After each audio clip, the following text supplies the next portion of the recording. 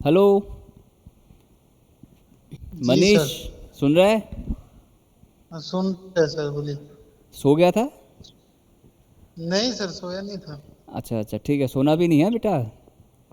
नहीं नहीं सर, नहीं क्योंकि सोया। आज हमें कंप्यूटर बोला, कंपनी ऑडिट का कुछ सीखना है। ठीक है सर। है, yes, very good. Yes, please students come online, come online, class start करने वाला हूँ भाई मैं। यस, अभी कौन कौन आया? Kusum Singh has joined. Yes, more. Okay, आज हम देखते हैं कि ऑडिटर का अपॉइंटमेंट कौन कौन करता है। उस दिन हमें फर्स्ट क्लास पे देखा था कि ऑडिटर कौन बनेगा, चार्टर्ड अकाउंटेंट बनेगा। उस चार्टर्ड अकाउंटेंट से कौन होंगे जो ऑडिटर बनेगा? सबसे पहले बताओ, इंडिविजुअल होगा या इंडिविजुअल फर्म्स होगा? ठीक है।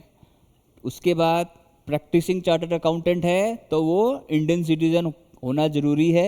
सबसे पहली चीज़, वो इंडियन सिटीजन होना जरूरी है। He should be resident of our country, तभी वो ऑडिटर बन सकता है, राइट।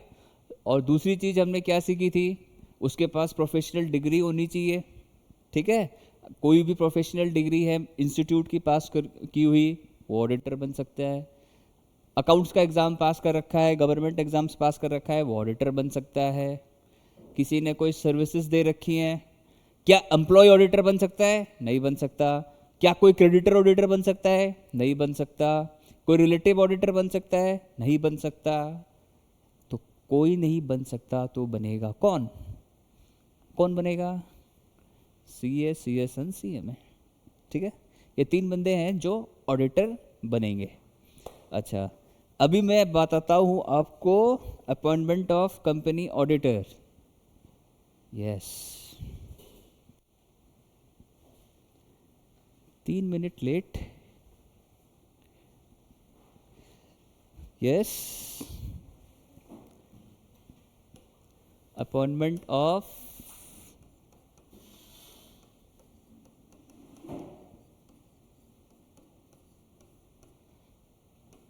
Company auditor.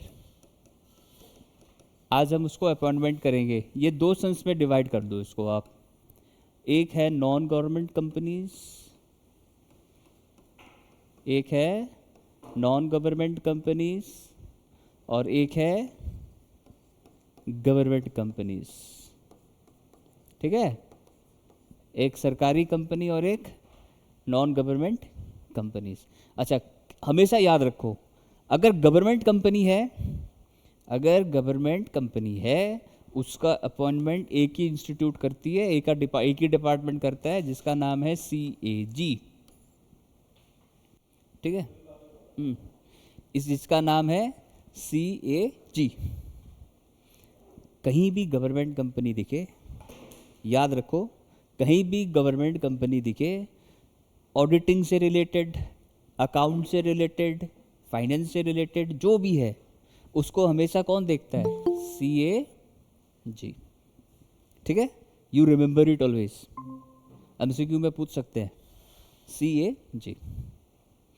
अच्छा, और इन दोनों के बीच का कॉमन फीचर्स क्या है? ऑडिटर अपॉइंट करना है, बोर्ड मीटिंग होगा। सबसे पहला चीज़ तो ये समझो, क्या होगा? बोर्ड मीटिंग होगा। ठीक है, दोनों में बोर्ड मीटिंग्स होता है, दोनों का डायरेक्टर्स होता है, दोनों का चेयरमैन होता है, दोनों का बोर्ड मीटिंग्स होगा। और बोर्ड मीटिंग्स में ही रेजोल्यूशन पास करके हमें ऑडिटर अपॉइंट करना है, जो मैंने फर्स्ट क्लास में आप लोगों को बताया था। कॉमन फीचर्स, कॉमन सिस्टम एक ही है दोनों का। ठीक है, कॉमन सिस्टम दोनों का एक ही है, राइट। ये बात याद रखना है। अच्छा, टाइम पीरियड होता है, टाइम पीरियड होता है कि कितने दिन तक ऑडिटर अपॉइंट करना है हमें, वो सीखेगा हम लोग इस पर। कितना पीरियड के लिए हम लोगों को ऑडिटर अपॉइंट करना है, टाइम पीरियड होता है। 90 डेज़ का मीटिंग्स है, 30 डेज़ का मीटिंग्स है, फिर उसका अपॉइंटमेंट पीरियड है। वो सब चीज़ आज हम लोग पढ़ाने वाला हूँ मैं आपको, तो ध्यान से सुनना। तो एक हेडिंग लिखो आप लोग, अपॉइंटमेंट ऑफ कंपनी ऑडिटर।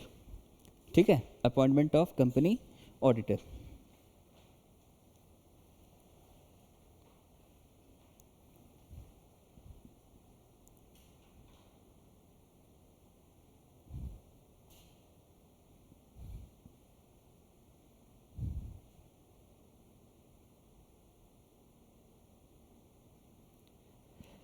अच्छा, इस पे साइड पे लिखो section 139, section 139 sub section 6, section 139 sub section 6। अच्छा, किसी को सेक्शन याद होता है क्या आप लोगों में से? याद होता है?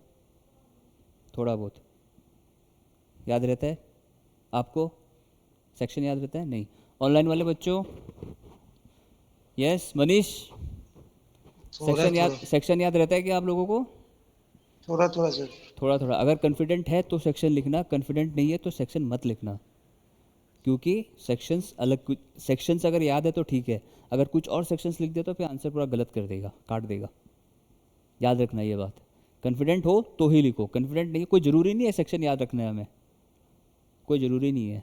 लेकिन कभी कभी ऐसा होता है कि कॉमन सेक्शंस हम लोग को याद होना ज़रूरी है। अब जैसे कि 139 में सारा अपॉइंटमेंट से रिलेटेड बात कर रहे हैं, जो 139 सेक्शन होता है ना, इस पर सिर्फ अपॉइंटमेंट होता है ऑडिटर का, तो ये याद रखो।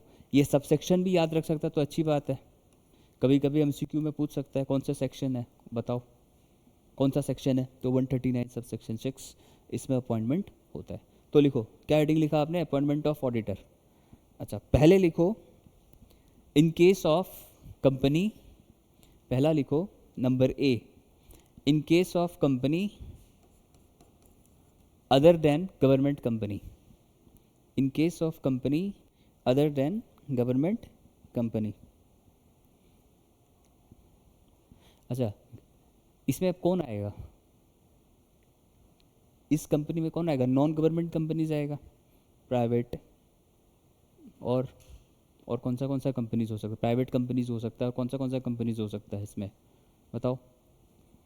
गवर्नमेंट को छोड़ के बाकी जितना भी कंपनीज अगर जो ऑडिटर अपॉइंट करता है वो सारा कंपनीज नॉन गवर्नमेंट कंपनीज में आएगा, याद रखना। ठीक है, लिखो the first auditor of A company, the first auditor of A company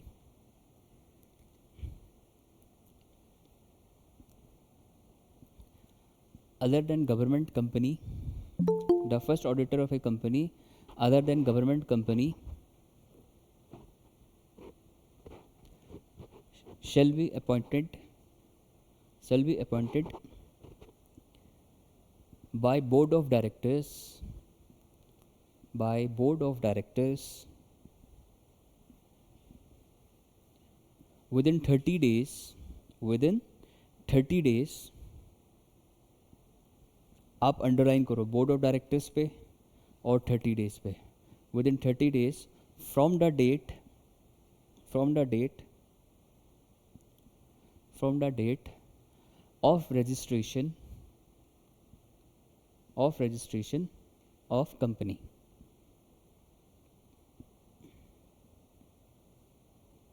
ठीक है, पैराग्राफ चेंज करो आप, पैराग्राफ चेंज करो। In case of failure, underline the word failure, in case of failure,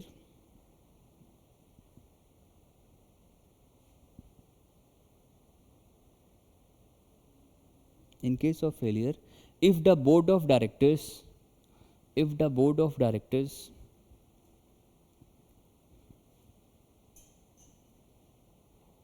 in case of failures, if the board of directors do not appoint any auditors,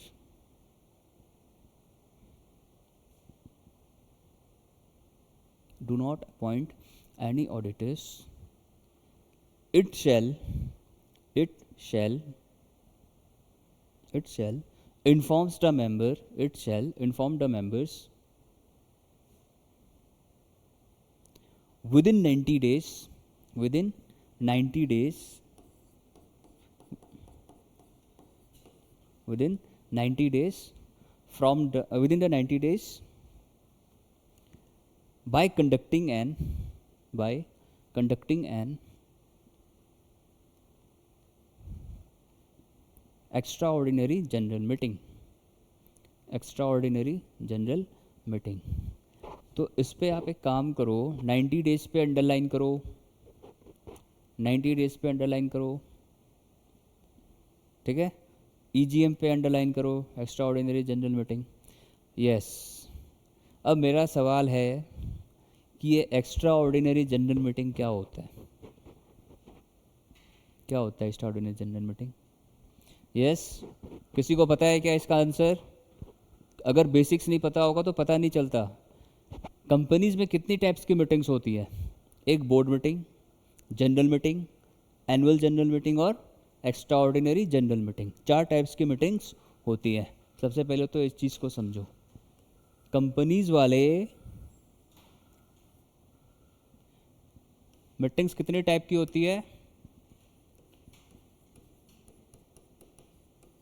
meetings कितने type की होती है? 4।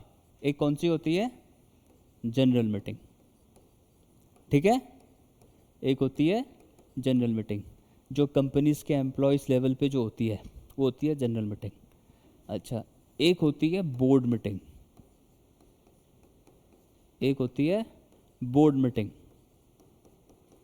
अब board meeting कौन करता है? जो बोर्ड ऑफ डायरेक्टर्स का जो लेवल है, ये थोड़ा अपर लेवल है, वो बोर्ड मीटिंग करते हैं, ठीक है। और एक होती है annual general meeting. Annual general meeting. Annual general meeting क्या हर महीने होती है क्या? नहीं, ये आपको साल में एक बार करनी है। ये आपको साल में एक बार करनी है। अगर एक साल में ये मीटिंग नहीं हुआ तो एनुअल जनरल मीटिंग कब होगा? Within the date. जब ये एक साल में अगर एनुअल जनरल मीटिंग नहीं हुआ तो end of the financial year से 3 महीने पहले। कुछ याद आया? कुछ याद आया? नहीं। मतलब मान लो आपका फाइनेंशियल ईयर कब ख़त्म होता है? आपका फाइनेंशियल ईयर कब ख़त्म होता है? 1 अप्रैल टू 31 मार्च, ठीक है। 1 अप्रैल टू 31 मार्च। तो इसका कौन सा डेट बनेगा कि इसको एनुअल जनरल मीटिंग करना है? इसी टाइम पीरियड के बीच करना होगा। अगर ये पीरियड मिस हो गया, अगर ये पीरियड मिस हो गया, जो नेक्स्ट फाइनेंशियल ईयर आएगा उससे कब? उससे 3 महीने पहले या 6 महीने पहले? जो इसको 6 महीने पहले। तो 6 महीने पहले कब खत्म होगा? अक्टूबर। अक्टूबर में ये मीटिंग कंडक्ट करना पड़ेगा। नहीं समझा? समझ में आया? याद रखना। और एक होता है क्या? EGM, extra ordinary general meeting. ये कौन सा बला है? इस बला का नाम क्या है? ये एनुअल जनरल मीटिंग और एक्स्ट्रा ऑर्डिनरी जनरल मीटिंग क्या एक है? नहीं। एक्स्ट्रा ऑर्डिनरी जनरल मीटिंग जो होता है, मान लो कोई भी ऐसा सीरियस मैटर है, कोई भी ऐसा सीरियस मैटर है जो कंपनी को अभी एट अ टाइम डिसीजन लेना है। कोई भी ऐसा अर्जेंट मैटर हो। कब? अर्जेंट मैटर हो, अर्जेंट मैटर हो, कुछ भी अर्जेंट मैटर्स हो। कंपनी को अभी लिखा है भाई, अभी मान लो कंपनी बंद होने वाला है, लिक्विडेशन होने वाला है, लगा है कि भाई मेरा तो डब्बा डोल हो रहा है, मतलब हम ख़त्म होने वाला है, तो कोई कंपनी बंद होने वाला है, तो वो क्या बुलाएगी? ईजीएम बुलाएगी। इसको शॉर्टकट बोला है ईजीएम। तो अगर कोई इंपॉर्टेंट मैटर्स है, अर्जेंट मैटर्स है, तो हम लोगों को ईजीएम बुलाना पड़ता है। टाइम पीरियड क्या है इसका? 90 डेज। पहले तो ईजीएम बुलाओ 30 डेज के अंदर, उस पर भी नहीं हुआ तो 30 डेज और 30 डेज, उस पर भी नहीं हुआ तो 90 डेज। मतलब ब्रेकअप जो बनता है 30 + 30 + 30। इसीलिए हम लोग बोलते हैं क्या? 90 डेज। नॉर्मली जो मीटिंग्स होता है ना, कोई भी कंपनी हो, उसको कंपनी को बनने के 1 महीने बाद, अगर मान लो आज तुम्हारा कंपनी बना है तो कंपनी बनने के 1 महीने बाद तुमको मीटिंग करना है। तो इसीलिए बोला जाता है क्या? Incorporation, from the date of its incorporation, ठीक है। याद रखो ये बात।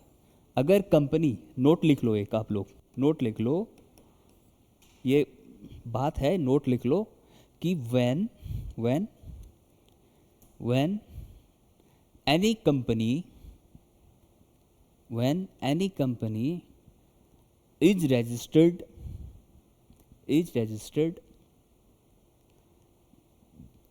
Under companies act 2013,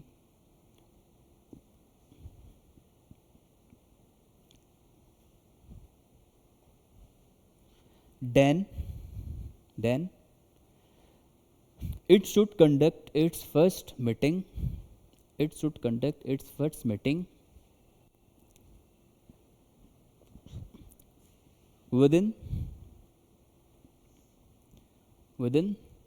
30 days, within 30 days of incorporation, ठीक है। अच्छा, इस पे देखो आप, अभी समझ में आया? ये मीटिंग्स का चार्ट है, मैं अभी ब्रीफ में जाने वाला नहीं, फिर वो लॉ का क्लास हो जाएगा, इतना रखो बस। सुनो फिर देखो, अगर नॉन गवर्नमेंट कंपनी अगर ऑडिटर को अपॉइंट करता है तो सबसे पहले क्या होगा? बोर्ड मीटिंग होगा। बोर्ड मीटिंग कब होगा? 30 डेज के अंदर होगा, ठीक है। सबसे पहले नॉन गवर्नमेंट कंपनी मतलब कोई भी company other than government company, ऐसे याद रखो। गवर्नमेंट कंपनी को छोड़ के, मैंने कि नॉन गवर्नमेंट कंपनी से अगर कोई है, अगर उसको ऑडिटर अपॉइंट करना है तो 30 डेज के अंदर, 30 डेज के अंदर क्या करना है? बोर्ड मीटिंग करना है। बोर्ड मीटिंग करना है, पहला स्टेप क्या है? स्टेप 1 क्या है? 30 डेज के अंदर बोर्ड मीटिंग करना है। अगर 30 डेज के अंदर बोर्ड मीटिंग नहीं हुआ, बोर्ड मीटिंग नहीं हुआ तो बोर्ड क्या करेगा? बोर्ड मेंबर को इन्फॉर्म करेगा, भाई मीटिंग नहीं हुआ। तो वो क्या करेगा? ऑडिटर अपॉइंट करना है तो बोर्ड 90 डेज के अंदर एक मीटिंग करेगा, 90 डेज के अंदर एक मीटिंग करेगा कि हम लोगों को एक ऑडिटर अपॉइंट करना है। तो याद रखो, ये जो दिन है ये याद रखो, 30 days and 90 days, 30 days and 90 days, ठीक है। पहले 30 डेज का मीटिंग होगा, उसमें नहीं हुआ तो 90 डेज का मीटिंग होगा। किस पे मीटिंग होगा? EGM होगा, ये लिखना है, एक्स्ट्रा ऑर्डिनरी जनरल मीटिंग, क्योंकि हम लोगों को ऑडिटर अपॉइंट करना है और ऑडिटर अपॉइंट करना एक अर्जेंट मैटर्स पे आता है। अच्छा, मैं आपसे पूछ रहा हूँ, कुछ अर्जेंट मैटर्स का एक लिस्ट था ना कंपनीज एक्ट में, कुछ अर्जेंट, जब मीटिंग्स का एक चैप्टर है मेरे हिसाब से, तो उसमें अर्जेंट मैटर्स था, कुछ सेक्शन मेरे को याद नहीं है एक्स्ट्रा ऑर्डिनरी जनरल मीटिंग का, लेकिन कुछ ऐसा अर्जेंट मैटर्स होता था, जैसे कि कोई ये नेम क्लॉज, नेम चेंज करना हो, या कोई कंपनी को कोई फंड्स एलोकेट करना हो, कंपनी को बायबैक करना हो, कंपनी को ऑल्ट्रेशन करना हो, और कुछ भी ऐसा मैटर्स था, प्रोस्पेक्टस इशू करना हो, या कुछ अर्जेंट मैटर्स पे आता है, तो उसमें ऑडिटर अपॉइंटमेंट भी एक इंक्लूडेड है। तो ये अर्जेंट मैटर्स पे आता है, तो नाम याद रखना है, 90 days and EGM, 30 days plus 90 days EGM, ये याद रखना है, ठीक है। उसके बाद आप लिखो, उसके बाद एक और लाइन लिखो, the auditor so appointed, the auditor so appointed, the auditor so appointed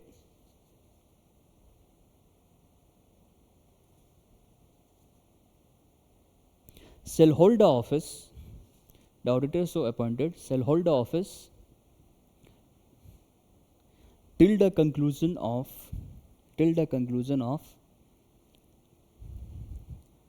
first annual general meeting, first annual general meeting, ठीक है। ये है पार्ट ए, ये पार्ट ए है, इसी सारा पार्ट ए का कहानी है। अभी लिखो पार्ट बी, पार्ट बी में कौन आएगा? Government companies.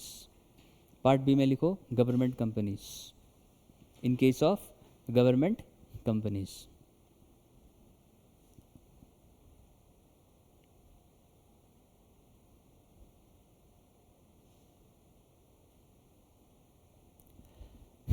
The CAG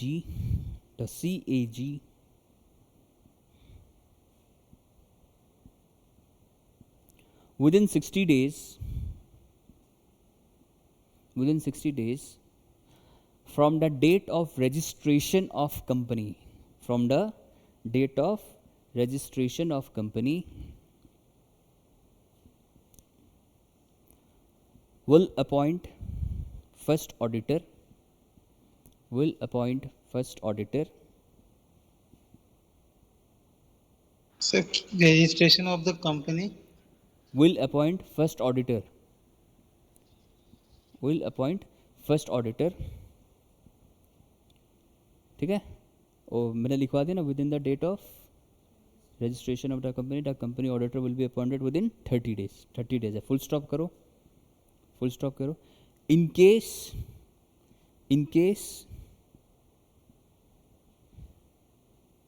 CAG, in case CAG does not appoint such auditor, in case CAG does not appoint such auditor, then board of directors, यानी कि BOD, board of directors, shortcut है BOD, board of directors, then board of directors shall appoint the auditor within the next 30 days, within the next 30 days.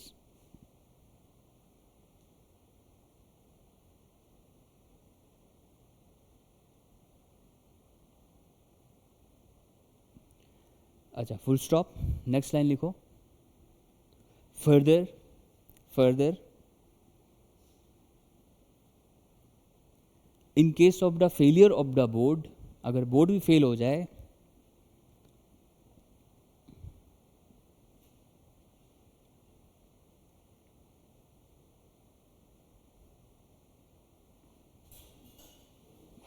it shall inform the members of the company, it shall inform the members of the company,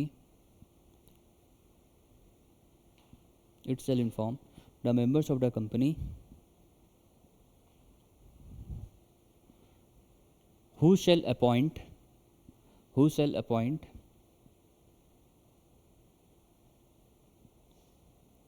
such auditor, who shall appoint such auditor within 60 days, within 60 days at EGM, at EGM, full stop. The auditor, the auditor shall hold the office, shall hold the office till the conclusion of, till the conclusion of first AGM, AGM.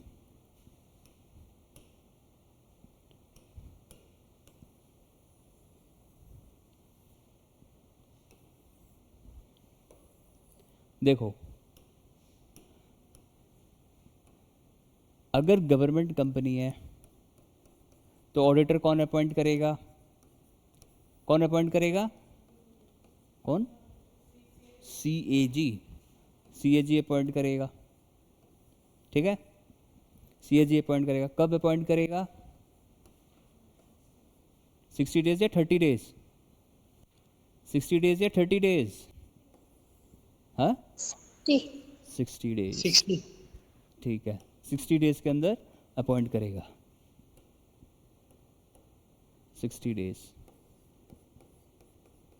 Right. अच्छा, अगर इसमें भी fail हो गया, अगर इसमें भी fail हो गया तो वो क्या करेंगे, कौन अपॉइंट करेगा, बोर्ड ऑफ डायरेक्टर्स. कब तक करेगा, 30 डेज के अंदर, ठीक है, 30 डेज के अंदर. अगर मैं इसमें भी फेल हो गया, कौन अपॉइंट करेगा, मेंबर्स अपॉइंट करेंगे, ठीक है, मेंबर्स अपॉइंट करेंगे. कितने दिन के अंदर अपॉइंट करेंगे, 60 डेज के अंदर अपॉइंट करेंगे, ठीक है. पहले CAG अपॉइंट करेगा 60 डेज के अंदर. अगर CAG ने अपॉइंट नहीं किया, बोर्ड ऑफ डायरेक्टर्स अपॉइंट करेगा 30 डेज के अंदर. अगर बोर्ड ऑफ डायरेक्टर्स भी फेल हो गया तो मेंबर्स अपॉइंट करेगा कब, 60 डेज. नाउ यू कैलकुलेट 60 + 30 कितना होता है, 90 डेज. और हमें EGM कितना दिन तक करना पड़ता है मैक्सिमम, 90 डेज के अंदर. तो ये 90 डेज बना, 60 डेज के अंदर, 90 डेज के अंदर हुआ है कि नहीं बताओ. EGM का टाइम पीरियड 90 डेज होता है. तो ये जो पीरियड ऑफ मीटिंग है ना, हमें उस हिसाब से कंडक्ट करना है कि अपना EGM का जो 90 डेज है वो पूरा हो सके. अंडर 90 डेज के अंदर ही तुम्हें मीटिंग करना है, उसके ज़्यादा टाइम तक मीटिंग नहीं कर सकता आप. समझ में आया. हमें जो नॉन गवर्नमेंट कंपनीज देखा था 30 + 30, फिर पहले 30 डेज था, फिर उसके बाद 30 डेज में नहीं हुआ तो कितने दिन में था, 30 डेज, फिर 90 डेज. ऐसे था ना, ऐसे था ना, 30 और 90 ऐसे था ना. इसमें कैसा है, पहले CAG बुलाएगा 30 डेज, 60 डेज के अंदर. अगर सीएजी ने नहीं किया बीओडी बुलाएगा 30 डेज के अंदर, अगर बीओडी ने नहीं किया मेंबर्स बुलाएंगे 60 डेज के अंदर। ये टाइम लिमिट याद रखना है, एमसीक्यू में पूछ सकता है, ये एमसीक्यू का ही खेल है। अगर एमसीक्यू में ऐसे पूछ लेगा, in case of government company when first auditor is appointed, CAG failed to appoint the auditor within 60 days, then board of directors will appoint the auditor in how many days? Option देगा तो answer क्या होगा? 30 days. समझ में आया? समझ में आया? समझ में आ गया ना सब? क्लियर हुआ क्या? जी यस सर। भाई, आज क्या बात जी है, सर। सारा बच्चा लोग सो रहा है क्या क्लास में? हैं? कोई जवाब ही नहीं आ रहा। कुसुम सिंह, यस सर। भारती, भारती, जी सर। रंजीत, रंजीत। हो, ये लड़का कभी नहीं बोलता, कोई बात नहीं। अच्छा, उसके बाद आप लिखो next part, that is number C. देखो, दो टाइप्स ऑफ ऑडिटर अपॉइंट होता है, एक होता है फर्स्ट ऑडिटर और एक होता है सब्सिक्वेंट ऑडिटर। तो अभी हम ये जो हमने प्रोविजंस लिखे थे ये फर्स्ट ऑडिटर के लिखे थे, तो अभी हम सब्सिक्वेंट ऑडिटर की बात करेंगे। सब्सिक्वेंट ऑडिटर कौन होता है? बार बार जो अपॉइंट करना है वो सब्सिक्वेंट ऑडिटर कौन होता है, बताओ? What is the word subsequent means? Subsequent, subsequent मतलब क्या होता है? यस, क्या होता है सब्सिक्वेंट? बार बार, बार बार अपॉइंट करना है। हो सकता है ना ऑडिटर का मूड खराब हो, ऑडिटर का मूड खराब हो, घर पे अच्छा खाना ना मिला हो, बीवी की मार खाई हो, तो मूड हो सकता है खराब, कुछ भी हो सकता है। तो सब्सिक्वेंट मतलब क्या? बार बार अपॉइंट करना होता है क्या?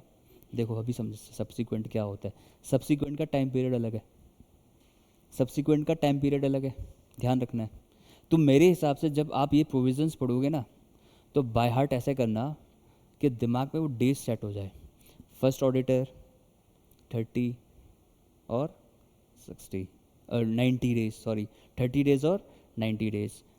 वो गवर्नमेंट कंपनीज कौन अपॉइंट करेगा? सीएजी अपॉइंट करेगा, 60 डेज़ के अंदर अपॉइंट करेगा। नहीं किया बीओडी आएगा। कब करेगा? 30 डेज़ के अंदर करेगा। बीओडी ने नहीं किया, मेंबर्स बुलाएंगे। मेंबर्स कितने डेज़ में करेंगे? 60 डेज़ में करेंगे। कब करेंगे? ईजीएम बुला के करेंगे। याद हुआ? ठीक है, अभी लिखो आप सब्सिक्वेंट ऑडिटर्स लिखो। इसमें लिखो पार्ट नंबर ए, इसमें लिखो नंबर ए।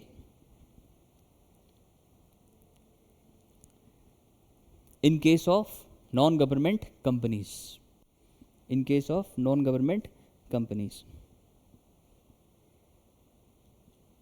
देखो every company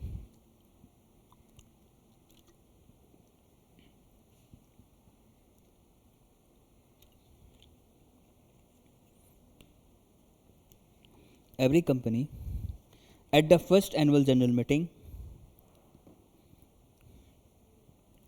at the first annual general meeting, appoint an individual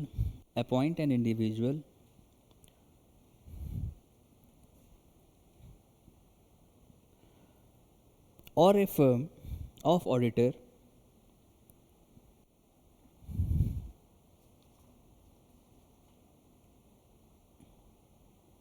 who shall hold the office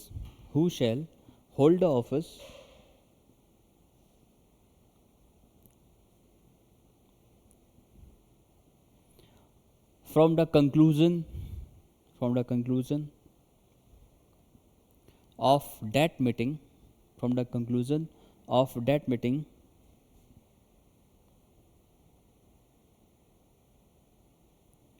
till the conclusion of its sixth AGM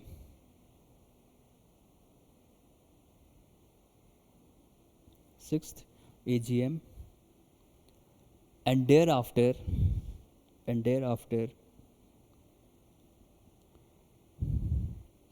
till the conclusion of till the conclusion of every sixth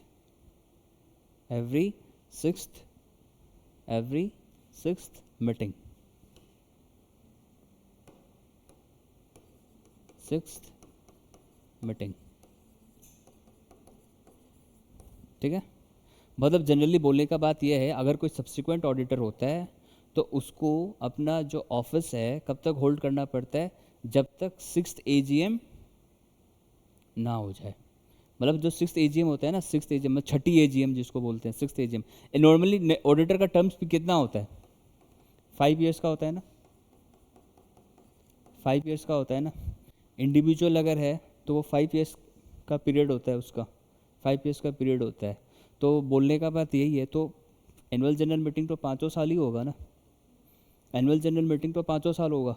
तो इसने ये बोला है कि अगर कोई subsequent auditor है तो उसे कब तक ऑडिटर वो कब तक रहेगा ऑफिस में, मतलब वो अपना पोजीशन में कब तक रहेगा, till the conclusion of every sixth AGM. मतलब दूसरा ऑडिटर अपॉइंट नहीं हो जाता, जब तक दूसरा ऑडिटर अपॉइंट नहीं हो जाता तब तक, till the conclusion of sixth AGM, ये याद रखना है आपको। क्या? Till the conclusion of sixth AGM. Subsequent auditor का क्या लिमिट है? Till the conclusion of sixth AGM. वो उस पीरियड तक अपना ऑडिटरशिप होल्ड कर सकता है, पोजीशन होल्ड रख सकता है, ठीक है। अच्छा, दूसरा कंडीशन आप लिखो कि when auditor is appointed, next point लिखो आप, when auditor is appointed, written consent should be obtained, written consent should be obtained, underline the word written consent। written consent मतलब,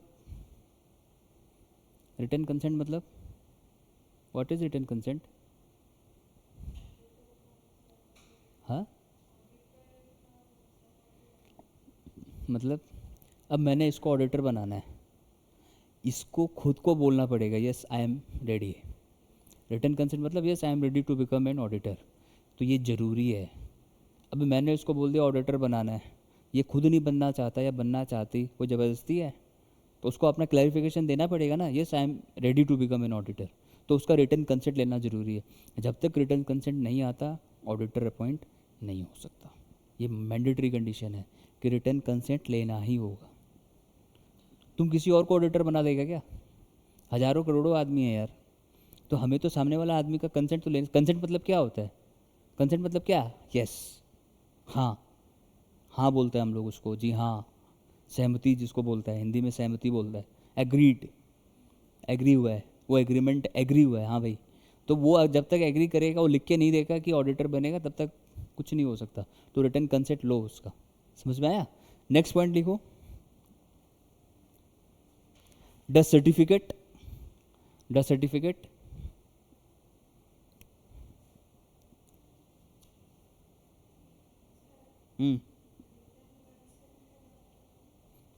क्या बोला मैंने? when auditor is appointed written consent should be obtained, should be obtained।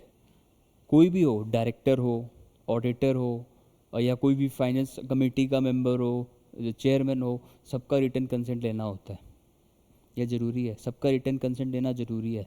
Written consent नहीं लेगा वो eligible माना नहीं जाएगा, इनएलिजिबिलिटी आएगा वो रिटन कंसेंट लेना ज़रूरी है उसका, ठीक है। नेक्स्ट पॉइंट लिखो आप, the company shall inform, the company shall inform,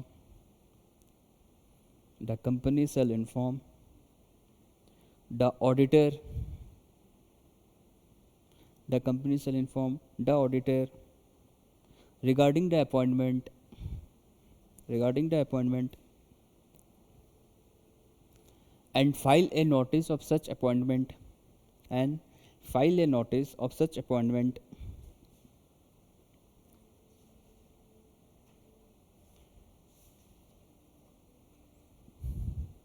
to the registrar, to the registrar within 15 days, to the registrar within 15 days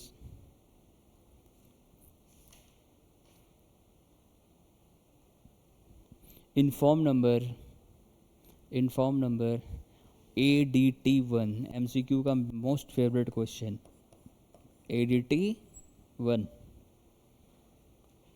ADT1 मतलब पूछ सकता है MCQ में, मोस्ट इम्पॉर्टेंट है कि ऑडिटर अपॉइंटमेंट होने के बाद अगर मेरे को रजिस्ट्रार को इन्फॉर्म करना है तो इसका टाइम पीरियड कितना है, 15 डेज़ का है। तुम ऑडिटर बन गया तो तुमको रजिस्ट्रार को 15 डेज़ के अंदर इन्फॉर्म करना है। किस में इन्फॉर्म करोगे, ADT1 में। ये लास्ट ईयर सर मेरे हिसाब से 2 साल पहले आया था ये MCQ। ये ADT1 याद रखना है, 2 मार्क्स का MCQ है। बताओ इतना छोटा छोटा चीज़ याद रखेगा, फोकट का नंबर मिल रहा है, हमें नंबर को कलेक्ट करना चाहिए। कौन सा फॉर्म है, ADT1। ठीक है, ADT1 एक फॉर्म होता है, वो भर के रजिस्ट्रार को दो और 15 दिन के अंदर उसको इंटीमेट करो, बस काम खत्म। ठीक है, अच्छा नेक्स्ट पार्ट में आओ। इन केस ऑफ गवर्नमेंट कंपनी लिखो। अभी अगर सब्सिक्वेंट ऑडिट अगर गवर्नमेंट कंपनी का है तो क्या होगा,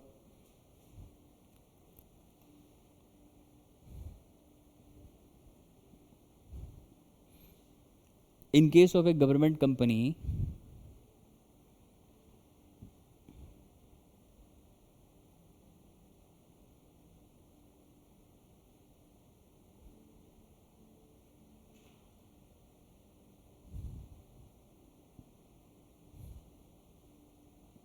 in case of a government company, when the subsequent auditor is appointed, when the subsequent auditor is appointed, when the subsequent auditor is appointed by CAG, by CAG,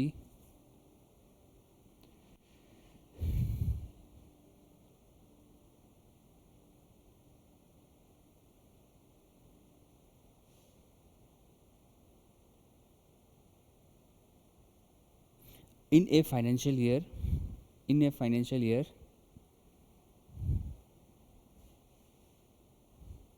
in a financial year, then within a period of 180 days, within a period of 180 days,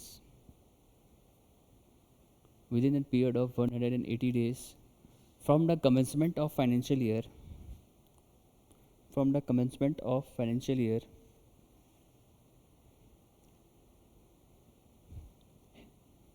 he will be appointed, he will be appointed। मतलब क्या है, अगर subsequent auditor government company का है, इधर देखो, अगर subsequent auditor government company का है तो तुम्हें विद इन 180 डेज मतलब 6 महीने के अंदर तुम्हें ऑडिटर को क्या करना है, अपॉइंट करना है। सब्सिक्वेंट ऑडिटर के लिए क्या टाइम पीरियड दिया, 180 डेज। लेकिन इसमें क्या याद रखना है, financial year, financial year, financial year है और कहीं फाइनेंशियल ईयर नहीं है। फाइनेंशियल ईयर कब है, CAG में, कब, सब्सिक्वेंट ऑडिटर्स के केस पे 180 डेज, ये याद रखना है, 180 डेज ये याद रखना है। ओके ठीक है, सब्सिक्वेंट ऑडिटर है तो गवर्नमेंट कंपनी CAG अपॉइंट करेगा, कब अपॉइंट करेगा, with in 180 days of the end of financial year. समझ में आ गया, ओके। अभी छोटा छोटा बात है, ये मेन प्रोविज़न था, फिर से हम रिवाइज करवा देता है, एक बार फिर से अच्छे से रिवाइज करवा देता है। अगर गवर्नमेंट कंपनी है CAG अपॉइंट करेगा, कब अपॉइंट करेगा, 60 डेज़ के अंदर अपॉइंट करेगा। इसमें अपॉइंट नहीं किया तो बोर्ड ऑफ डायरेक्टर्स अपॉइंट करेगा 30 डेज़ के अंदर। अगर इसी में भी अपॉइंट नहीं किया तो मेंबर्स अपॉइंट करेगा 60 डेज़ के अंदर, EGM कंडक्ट करके।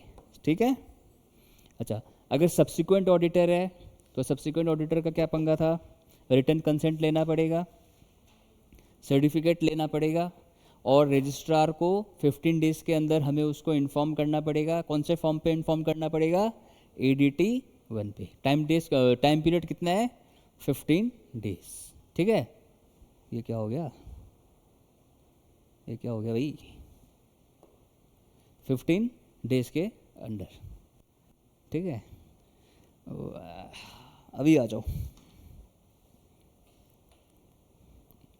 अब लिखो next topic,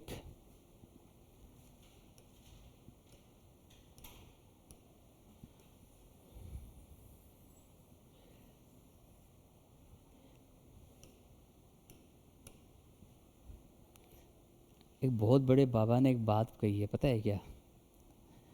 audit is a subject of what? Practicality, not theory. Audit है ना, प्रैक्टिकल सब्जेक्ट है। अगर जिसका प्रैक्टिकल बेस अच्छा है, he is a king of audit, he is the king of audit. समझ में आया? वो किंग है, क्योंकि ऑडिट का हम लोगों का काम है, ये प्रैक्टिकल चीज़ को देखो, दुनियादारी में हो क्या रहा है, उस दुनियादारी में जो अच्छा हुआ वो हमें बताना है, उस दुनियादारी में जो बुरा हुआ वो हमें बताना है। अभी ये जो मैं पढ़ा रहा हूँ आप लोगों को, ऑडिटर आएगा, काम करेगा, पैसे लेगा, वापस जाएगा, ये रिपीटेड साइकिल है, ये रिपीटेड साइकिल है, ये पढ़ते रहना है। लेकिन रियलिटी में हम लोगों को पता है कब एक्सपीरियंस होता है? जब हम लोग देखता है कि कंपनी का काम कैसे हो रहा है, कंपनी ऑडिटर कैसे अपॉइंट करती है, वो जब ये चीज़ हम लोग को तब समझ में आता है, जब हम लोग उसको प्रैक्टिकल बेस्ड पे देखते हैं, जब हम लोग प्रैक्टिकल बेस्ड पे देखते हैं, अच्छा ऐसा होता है, ऐसा अपॉइंटमेंट्स होता है, रिटर्न कंसेंट कैसे बनता है, उसका फॉर्मेट, फॉर्म्स क्या होता है, ये सब चीज़ जो होता है ना, वो हम लोगों को प्रैक्टिकल वर्क में समझ में आता है। यस, बहुत ये पढ़ने में इजी लग रहा है, लेकिन प्रैक्टिकल बेस पे अगर आप लोग जाओगे ना, तब जाके ये कंसेप्ट हम लोगों का क्लियर होता है, अच्छा इसमें ऐसा होता है। और जब तक हम लोग प्रैक्टिकल बेस पे मतलब अपने आप को नहीं सोचेगा ना, हम लोगों का कोई भी चीज़ हो, या ऑडिट हो, लॉ हो, कुछ भी हो, वो क्लियर नहीं होगा, वो क्लियर कभी नहीं होगा। I can feed up in your brain, but this इस चीज़ को समझने के लिए, वो एक्सपोजर लेने के लिए, वो आप लोग जब प्रैक्टिस करने जाओगे या काम सीखने जाओगे ना, तब पता चलेगा इसके बारे में। बोल देगा आपका वो, चल भाई ऑडिटर अपॉइंट करना है, उसका फॉर्म भर दे, तब पता चलता है ADT1। हम लोगों के आर्टिकलशिप में हम लोगों को करवाया था, ADT1 भरो, मैंने तो एक ही बार भरा है लाइफ में ADT1 फॉर्म, 6-7 पेज का फॉर्म है, वो भरना पड़ता है, तब पता चलता है यस ये ऐसा है इस पे। जब ऑडिटर रिज़ाइन करेगा, ADT2 भरना पड़ता है ऑडिटर को, अभी आगे आने वाला है ADT2, ADT3, ऐसे ऐसा फॉर्म्स है जो हम लोग को याद रखना होता है। अच्छा, ये जो फॉर्म भरने का काम ज़्यादातर कंपनी सेक्रेटरी करता है, उसका बेचारे का दिमाग ख़राब होता है, उसका बेचारे का दिमाग ख़राब इसी चीज़ में होता है। हम लोग तो चलो, अगर हम लोग का काम है हमारे के पास तो हम वी कैन डू इट, पर रेजिडेंस कंपनी सेक्रेटरी का जो होता है ना, वो सब भरता है, सब फॉर्म ADT1 ज़्यादातर कंपनीज वाला में ऐसा भी करता है। You don't think it, practical जो है क्लियर नहीं करता, ये सही बात है, प्रैक्टिकली हम लोगों को बहुत कुछ सिखाता है, याद रखना ये बात। I pray that you get articleship in top films, ये टॉप फिल्म्स में ही होता है ऐसा काम, मैं छोटा छोटा उस पर इतना मतलब हम लोग को वो नहीं मिलता एक्सपोजर ये सब चीज़ के बारे में। वो बड़ा बड़ा जो टॉप फिल्म्स होता है ना, उस पर काम सीखता है ऐसा, वो आपको देगा काम, तो दुआ करो कि अच्छा उसमें मिले आप लोगों को भी। टारगेट गवर्नमेंट कंपनीज पे काम सीखो, बहुत काम सीखने को मिलता है। प्राइवेट कंपनीज में भी है, प्राइवेट कंपनीज मतलब बिग बिग फर्म्स है, बिग बिग कंपनीज को टारगेट करो, अपने आप को प्रिपेयर करो। मेरे को टाइम मिला तो मैं आप लोगों को थोड़ा एक उसका थोड़ा कम्युनिकेशन लेवल होता है ना, कैसे बात करना है, कैसे क्या करना है, उस टाइप में थोड़ा आप लोगों को थोड़ा ब्रीफ करेगा कि आप लोगों का इंटरव्यू होता है तो कैसे आप लोगों को रिस्पॉन्स देना है।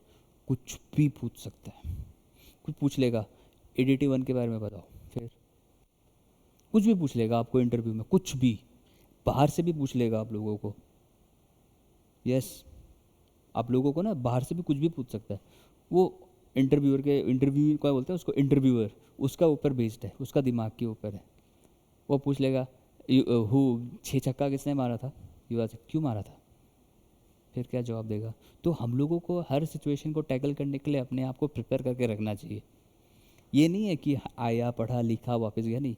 अभी ये जो पार्ट है CA में जो आप लोग कर रहे हैं, ये आपका लाइफ तक है, जब तक आप लोग है, इससे आपका रोजी रोटी चलने वाला है, क्योंकि ये रोजी रोटी का सवाल है। तो रोजी रोटी का सवाल है तो मतलब हम लोग को ईमानदारी से काम करना पड़ेगा, फाकीबाजी नहीं हो सकता, कोई कॉलेज फाकीबाजी और वाट, ये नहीं चलने वाला।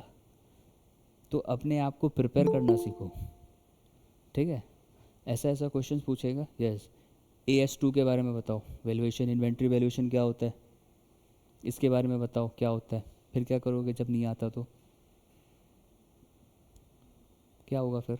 अगर मान लो आपके इंटरव्यू ने 5 सवाल पूछे, आपने पाँचों के पाँचों में से सिर्फ 2 का जवाब दिया, 3 का जवाब नहीं दिया, सिलेक्शन होगा? हैं? सिलेक्शन होगा? एटलीस्ट 3 सवाल तो देना ही चाहिए ना सही सही। वो तो नॉर्मल टेंडेंसी है भाई, सवाल गलत हो सकता है, लेकिन एटलीस्ट ऐसा टारगेट रखो कि 10 में से 6 सवाल तो सही बोले, विद कॉन्फिडेंट, विद कॉन्फिडेंट, तब जाके हाँ भाई कहाँ ही नोस। बाहर का नॉलेज लो, बाहर का नॉलेज लेना ज़रूरी है, डेली न्यूज़पेपर पढ़ो, बिजनेस न्यूज़ देखो, हर चीज़ हम लोग को करना चाहिए। समझ में आया? अच्छा, अभी एक टॉपिक लिखो आप, कैजुअल वैकेंसी। कैजुअल वैकेंसी,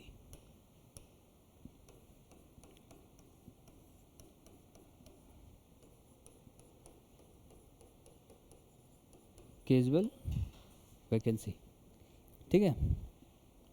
अच्छा, अब ये जो कैजुअल वैकेंसी है इसका मतलब क्या होता है? कैजुअल वैकेंसी का मतलब क्या होता है कि ऑडिटर का जगह खाली है। ऑडिटर का जगह, वेकेंट का मतलब क्या होता है? खाली, जगह खाली है, तो हम लोगों को उस पोस्ट को भरना पड़ेगा कि नहीं? भरना पड़ेगा ना। तो अगर ऑडिटर का पोस्ट खाली हो जाए और जैसे कि ऑडिटर का टर्म खत्म हो जाए, अभी तक ऑडिटर अपॉइंट हुआ ही नहीं है, तो हम लोग फिर कैसे उसको अपॉइंट करेंगे या हम लोग उसको कैसे डील करेंगे, इस चीज़ में हम लोग पढ़ने वाले हैं, ठीक है। तो आप एक काम करो, आप लिखो इस केस में कि, लिखो आप इस पर एक पॉइंट लिखो, any casual vacancy, any casual vacancy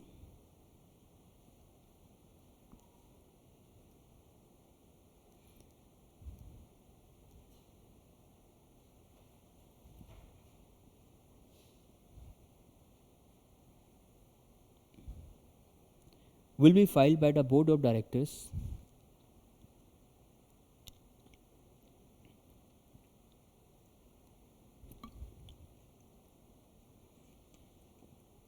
within 30 days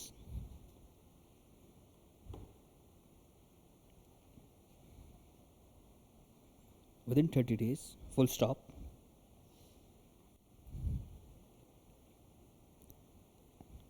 If any casual vacancy is due to the resignation, is due to the resignation of auditor,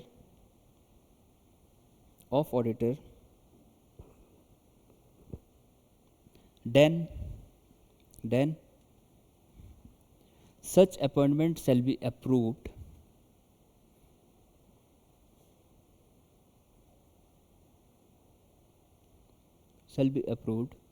by the company at general meeting, at general meeting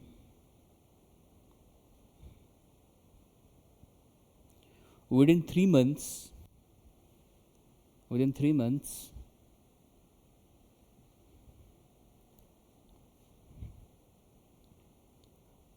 of the recommendation, of the recommendation,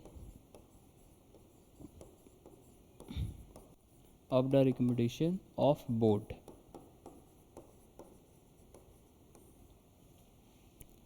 ठीक है, of board. अच्छा, ये जो मैंने लिखाया है ये किसके लिए है? ये है इन case of non government companies. ये नॉन गवर्नमेंट कंपनीज का कहानी है, ये नॉन गवर्नमेंट कंपनीज का कहानी है। क्या कैजुअल वैकेंसी कब फिल होता है? अगर मान लो एक ऑडिटर चला गया तो जनरली 30 डेज़ के अंदर वो वैकेंसी फिल कर देना चाहिए। लेकिन अगर ऑडिटर ने खुद रिज़ाइन किया है, अगर ऑडिटर ने खुद रिज़ाइन किया है तो कितने दिनों के अंदर वो वैकेंसी फिल कर देना चाहिए? 3 मंथ्स, ठीक है, विदिन 3 मंथ्स। अभी इसको कैसे याद रखोगे? अगर अभी कैसे याद रखोगे? Normal vacancy 30 days, normal vacancy 30 days, अगर वो खुद चला गया रिज़ाइन कर दिया तो 3 मंथ्स, ठीक है। अच्छा, अभी लिखो नेक्स्ट पार्ट पे, इन case of government companies, in case of government companies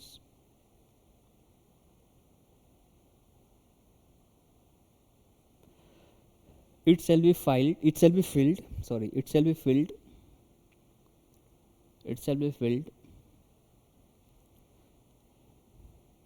by the CAG, by the CAG within 30 days, within 30 days, full stop. In case of failure, in case of failure, in case of failure, board of directors, board of directors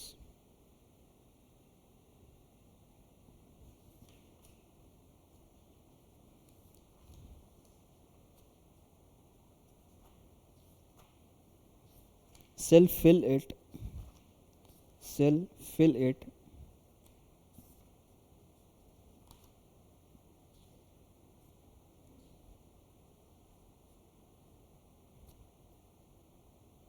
within next 30 days, within next 30 days. ठीक है, with next 30 days. अब देखो page number देखो आप 524, book का page number 524, book का page number 524.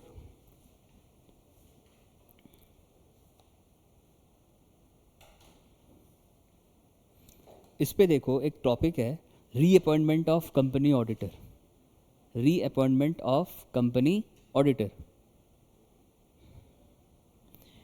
इस पे स्टार मार्क लगाओ, इस पे स्टार मार्क लगाओ, ये फाइनल तक आता है ये क्वेश्चन. देखो इसमें क्या लिखा है, a retiring auditor may be reappointed at an annual general meeting if he is not disqualified for reappointment.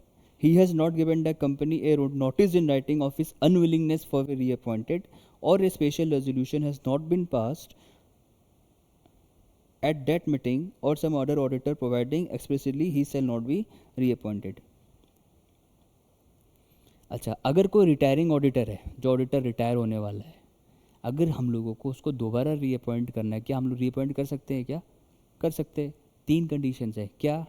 Disqualification नहीं होना चाहिए.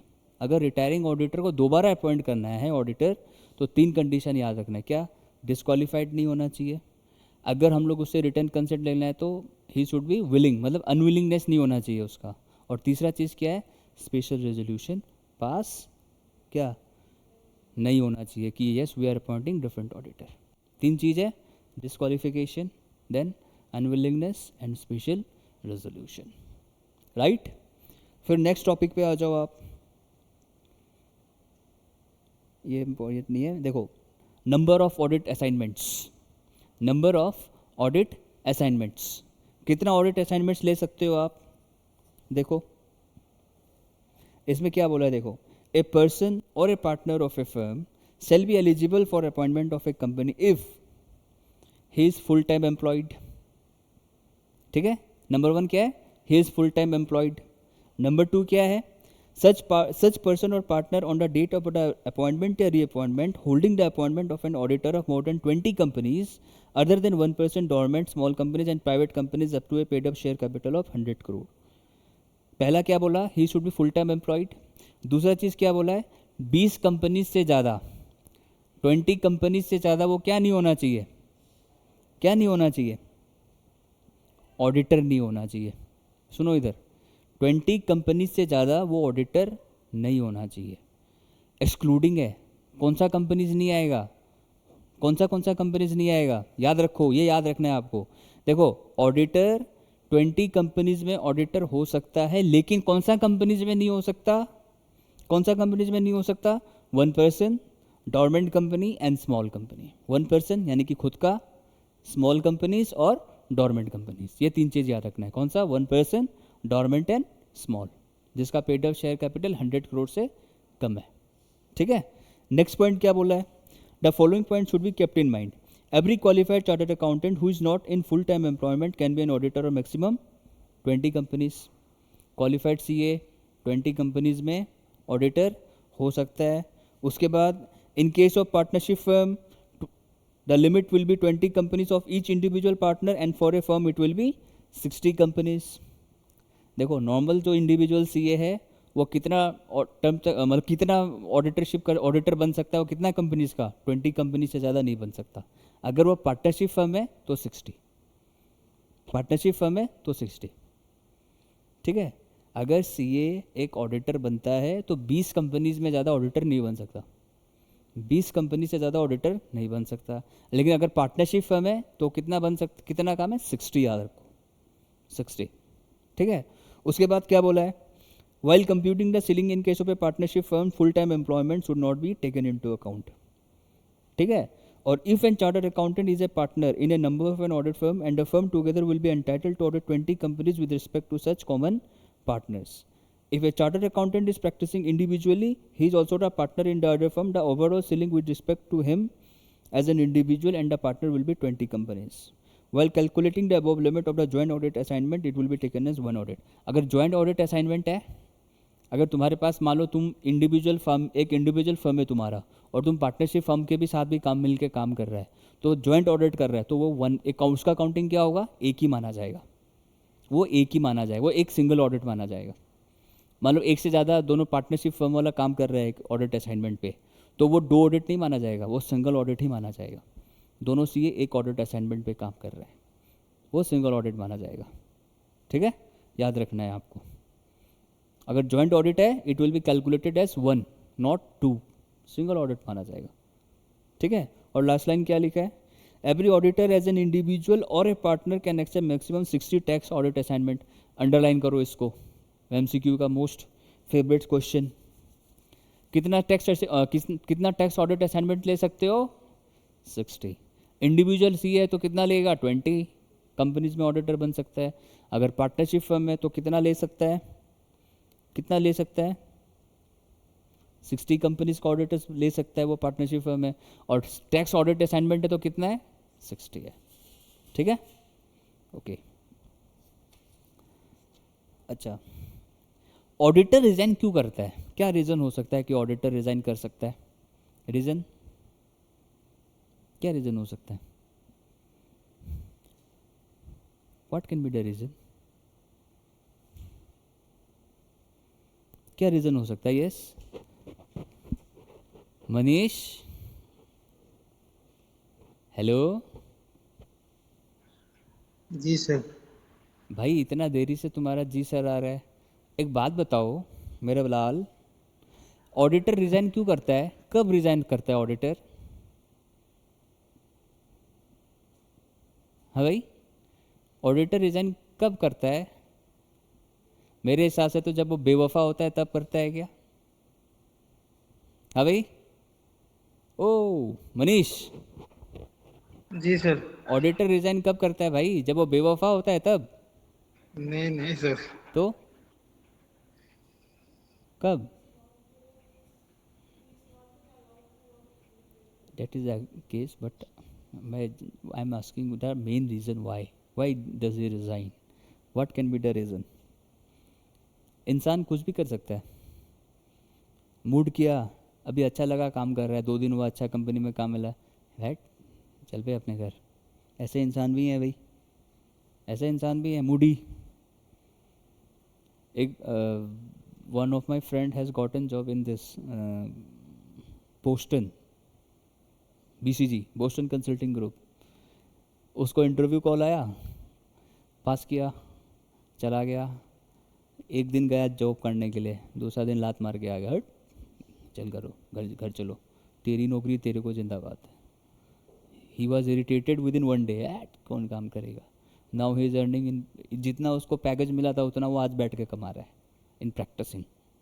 नहीं चाहिए, हो सकता है कभी कभी ऐसा, मतलब वो हो तो ऑडिट। देखो मैं बताता हूँ रीज़न क्या हो सकता है। पहला जो आपने बताया कि रेस्ट्रिक्शंस हो सकता है मैनेजमेंट का, मैनेजमेंट बार बार आपको उंगली करे।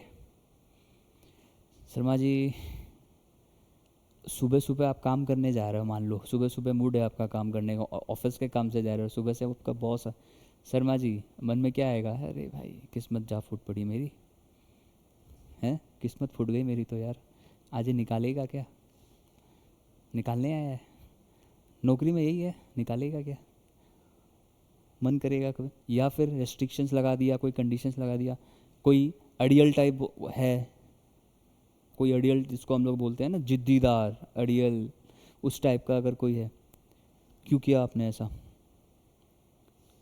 कोई काम आप कर रहे हो उसको वो अपना ही फिलोसफी लगाता है, नहीं कैश तो लाइबिलिटी है एसेट नहीं है, लिखो आप ऐसे करो, मैंने बोला cash is liability not an asset, नहीं डेटर लाइबिलिटी है एसेट नहीं है, वैसा वैसा अगर जजमेंट देता है या कोई आपका बॉस या कोई भी ऐसा है तो आपको उसके हिसाब से ही काम करना पड़ेगा, तो उस केस में आप क्या करोगे, चल भाई तेरी नौकरी तेरे को मुबारक, चलो। यस, मैनेजमेंट कुछ भी रेस्ट्रिक्शंस लगा सकता है, क्या जैसे कि you can not be in an auditor in दूसरा कंपनी पे आप ऑडिटर नहीं बन सकता, हाँ, आप खुद का बिजनेस नहीं कर सकता, नहीं, why will do your business, आप जो बिजनेस पे टाइम दोगे कंपनी को टाइम दो, ये कुछ रिस्ट्रिक्शंस हो सकते हैं। या फिर ऑडिटर को लग रहा है कि भाई कंपनी में कोई धांधलेबाजी चल रहा है, स्कैम्स, फ्रॉड, मिस अप्रोप्रिएशन, ऐसा कुछ चल रहा है, ऑडिटर लगता है ईमानदार आदमी है, ऑडिटर ईमानदार होता है, लेकिन वो रिपोर्ट कर रहा है मैनेजमेंट को, कोई वो नहीं हो रहा, तो हो सकता है कि he can resign from that office, हो सकता है ना कि वो रिज़ाइन कर सकता है, हो सकता है ना वो रिज़ाइन कर सकता है उस चीज़ पे, हो सकता है, कुछ भी हो सकता है, वो रिज़ाइन कर देगा। और पर्सनल इंटरेस्ट, पर्सनल इंटरेस्ट भी हो सकता है, ये कुछ पैरामीटर्स है ऑडिटर का रिज़ाइन करने का, मतलब या रिज़ाइन वर्ड आए तो समझो बेवफा, वो बेवफा वाला सेक्शन याद आने वाला है, तो इस पर आप लिखो सेक्शन 140 सेक्शन है इसका, बेवफा वाला सेक्शन कौन सा है, 140 सब सेक्शन 2, बेवफा, यू कैन राइट, याद रहेगा, यू कैन राइट इट, बेवफा, ऑडिटर बने बेवफा। ऑडिटर ऑडिटिंग का प्रोविजंस रिवाइज करना है तो दिस कीवर्ड्स आप लोग ऐसा यूज़ कर सकते हो, मैं मेरी टेक्निक बता रहा हूँ भाई, मैंने तो ऐसा भी प्रोविज़न बना के याद किया था, देखो you can use your own words also. अब 139 सब सेक्शन 6 क्या चीज़ का सेक्शंस है, ऑडिटर आने वाला है, ठीक है, 140 सब सेक्शन 2 क्या सेक्शन है, ऑडिटर जाने वाला है, आने वाला 139 है, जाने वाला 140, ठीक है, ऐसा याद रखो, लिखो, इस पे आप लिखो नंबर 1, पहला स्टेप लिखो, the auditor shall file, the auditor shall file within a period of 30 days, within a period of 30 days, a statement of resignation, sorry, a form of resignation, statement को काटो, a form of resignation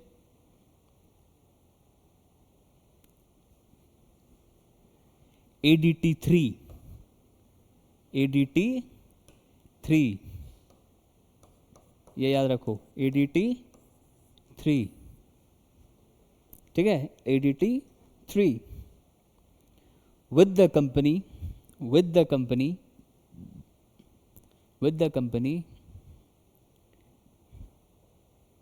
and registrar, with the company and registrar, indicating the reasons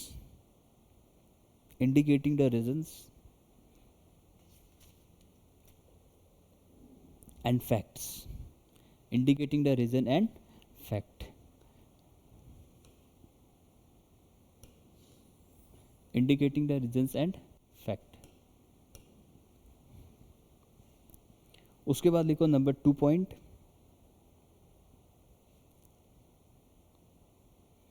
and in case of government companies,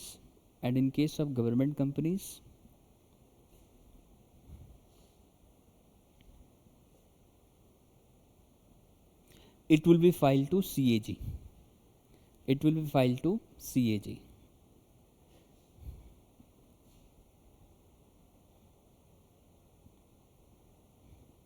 and last para, if auditor if auditor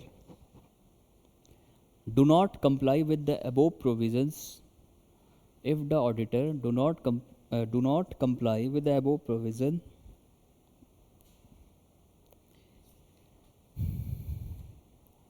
he will be liable for a penalty of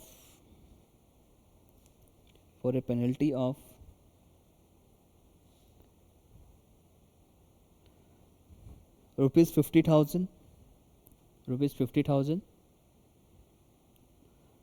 or the amount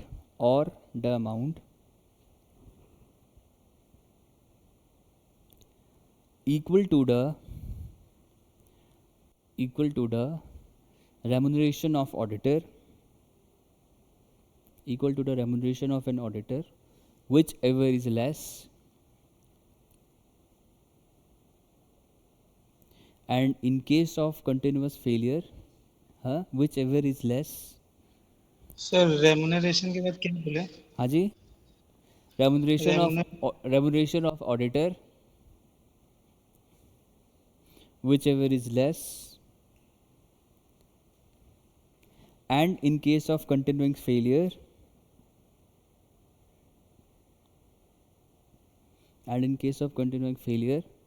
a penalty of rupees 500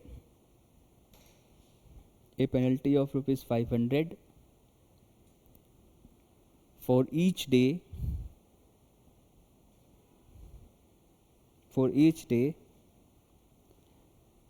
maximum 2 rupees, maximum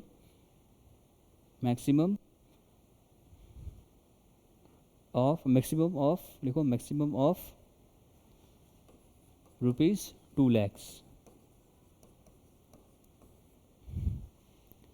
अब इसको कैसे याद रखोगे भाई? मैंने resign किया, देखो मैंने रिज़ाइन किया, एडीटी फिल किया, एडीटी 3. ऑडिटर जब रिज़ाइन करता है तो उसको फॉर्म एडीटी 3 क्या करना पड़ता है? भरना पड़ता है. ठीक है भाई जी, मैं जा रहा हूँ. ठीक है, ये लो आपकी चाबी, रखो, मैं चला. अब वो बोलेगा क्यों जा रहे हो भाई, बताओ मुझे छोड़ के क्यों जा रहे हो? तो उसको बताना पड़ेगा, रीज़न्स देना पड़ेगा वो क्यों जा रहा है. हाँ, अब रीज़न उसको देना पड़ेगा.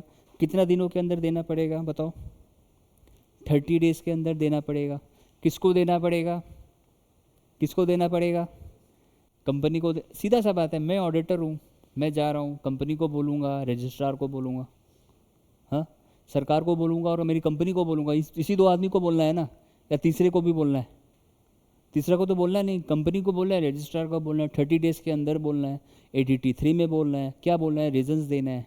अच्छा, अगर तुमने ये फॉर्म नहीं भरा या इसके फॉर्म के साथ तुम रीजंस नहीं बता रहे, कुछ नहीं कर रहे, तो क्या लगेगा? सबसे पहले कितने का प्रसाद मिलेगा? 50,000 का.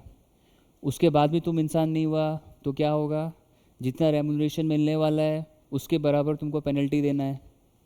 विचएवर इज़ लेस का मतलब क्या है? अगर मान लो तुमको 3 लाख का रेमुनरेशन मिलना था, ठीक है, तुमको 3 लाख का रेमुनरेशन मिलना था, तो 50,000 तो तुमको देना है. 50,000 का एक प्रोविज़न है ही, प्लस 3 लैक्स. ये 3 लैक्स जो रेमुनरेशन मिलना था वो विचएवर इज़ लेस. अब विचएवर इज़ लेस कौन सा है? 50,000. ठीक है, अगर इससे भी तुम्हारा पेट नहीं भरा, इससे भी तुम अच्छा इंसान बन गया, तुम गलती पे गलती करे जा रहे, तुम इतना अच्छा इंसान है, तुम गलती पे गलती करे जा रहे, तब सरकार क्या बोला? ओ माय गॉड, तुम अभी तो मान जाओ, हर दिन का 500 रुपया देना है, 500 रुपीज़, जब तक तुम अच्छा काम करते रहेगा. 500 रुपया देते रहो. कब तक देना है? जिस दिन तुम मतलब कंटिन्यूस डे तक, जब तक तुम्हारा पेट नहीं भरता तब तक देते रहो. लेकिन मैक्सिमम लिमिट कितना है? 2 lakhs. A very good question of MCQ. पहले दो 50, फिर दो रेमुनरेशन, whichever is less. अगर उससे भी पेट नहीं भरता 500 रुपये देते रहो, अगर उससे भी पेट नहीं भरता मैक्सिमम 2 lakhs. ठीक है, अभी तक ऑडिट में सबसे पहला प्रोविज़न यही आया है पेनल्टी का, और कहीं नहीं है. कौन सा सेक्शन है? 140 सबसेक्शन 2. कौन सा, किसका सेक्शन है ये? हाँ, ऑडिटर जाने वाला, ठीक है, ठीक है। तो यस, कोई डाउट, कोई डाउट? यस, अंजना दास, हेलो अंजना, कुसुम, Yes, sir. समझ में आया? हाँ. ओके, हाँ, Yes, sir. Oh my God, भाई मैं तेरे को आपको जब बुलाता हूँ तब तक सुनाई नहीं देता क्या आपको? तो सुनाई दे रहा था मेरा हैंग ओके, मार रहा था सर. अच्छा ठीक है। अच्छा भारती बंटी, जी सर. समझ में आया?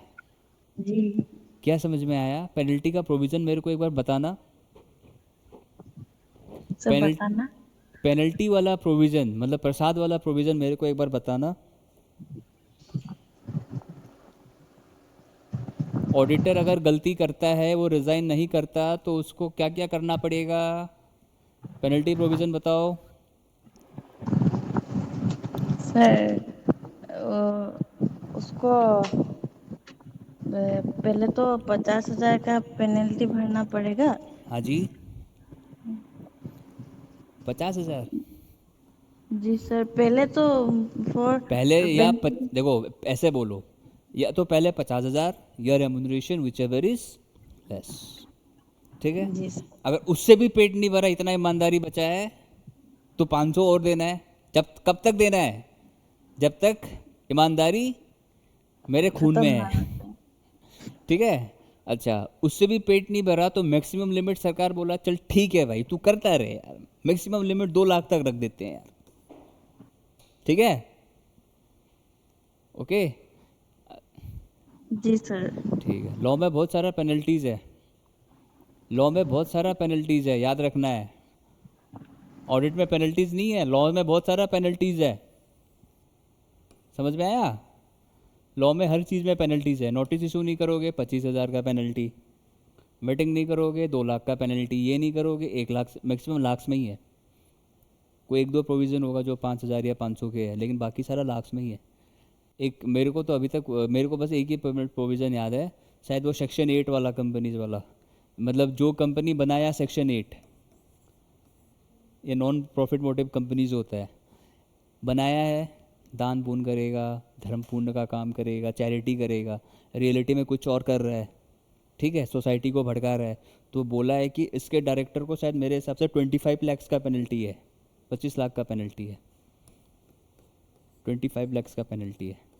एंड जेल कितने साल का है? शायद 6 years, I don't know, I think it is 6 years और व्हाट, कुछ भी हो सकता है, 6 साल भी था या 5 साल थे, ऐसे ही कुछ है। मेरे को बस लॉ में पूरा पेनल्टी इसी का याद है, क्योंकि इजी सेक्शन था, कॉन्फिडेंट बनता है आंसर, हाँ आता है ना बोलने में। तो पेनल्टी बस ऑडिटर में, ऑडिट का पेनल्टी अभी तक आपको यही याद रखना है, ठीक है।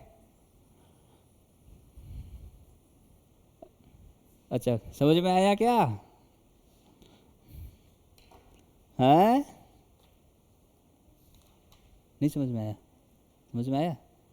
आज का क्लास तो मेरे हिसाब से इंटरेस्टिंग क्लास होना चाहिए, क्योंकि ये सारा प्रोविज़न जो है दिमाग में कूट कूट के भर दिया होगा मैंने, मेरे हिसाब से तो घर जाके बस आपको रिवाइज करना है। It's an just an game of art, it's an game of art revision. I think आप एक काम किया करो, शॉर्ट नोट्स बनाते हैं, शॉर्ट नोट्स, यस आप लोग शॉर्ट नोट्स बनाते हो क्या? नो रिप्लाई, नहीं बनाते?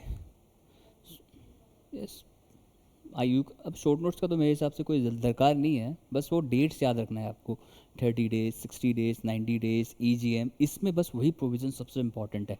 अगर वो गलत हो गया ना तो बहुत प्रॉब्लम हो जाएगा फिर, बस वही आपको अच्छे से रिवाइज करना है, ठीक है। अच्छा रंजीत यस सर. भाई, हम तुमको 2 बार बुलाया, ठीक है, बट रिप्लाई नहीं आ रहा भाई साहब। स्पीकर का प्रॉब्लम है. किसका प्रॉब्लम? स्पीकर. स्पीकर का प्रॉब्लम है क्या? Yes okay sir. Okay okay okay, अच्छा समझ में आ रहा है क्या आपको? आ रहा है। आ रहा है, तो एक सवाल हो यस। जाए। जरूर। हाँ, जरूर। जाऊं कहाँ जाऊं भाई? Hello, hello. हाँ कहाँ जाऊं? मैं बोल रहा हूँ जरूर। जरूर जरूर बोल रहे हैं सब। क्या बोल रहे हैं? जरूर, ओके ओके ठीक है। वो आपका आवाज़ क्लैरिटी में आ नहीं रहा, वो बेस कुछ ज़्यादा ही है।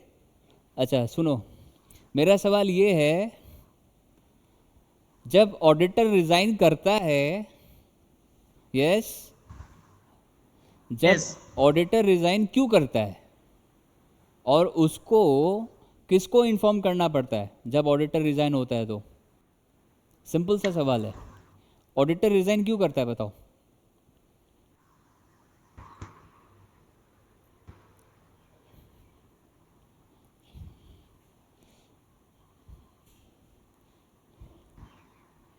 यस,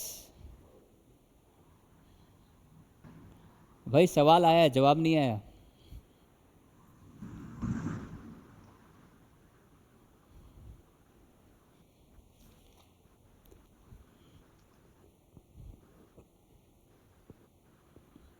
लिखो आप। Yes, next topic you write, rotation of an company auditor.